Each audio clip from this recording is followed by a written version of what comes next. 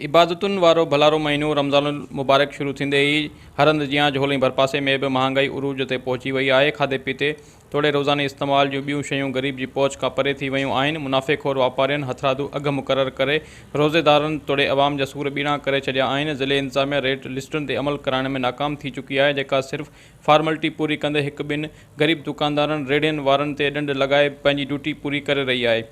Market में रेटन में बाहि भरी आहे।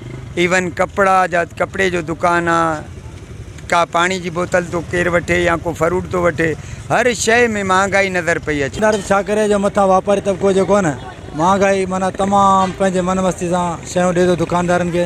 असांखे जीअं मंडी वारा ऐं आम दुकानदारनि खे जीअं वॾो माफ़िया ग्रुप जेको महंगाई रखियो वेठो आहे। अॼु छांव मिलंदो जेको 80-90 रुपए जो, हींअर अॼु छांव मंडी में साॻो खर्चो 200 रुपए जो, 180-190 रुपए जो। महंगाई दौर सां ॾिसे हर इंसान हींअर क़ाबू लॻो पियो आहे। महंगाई तमामु उरूज थी आहे।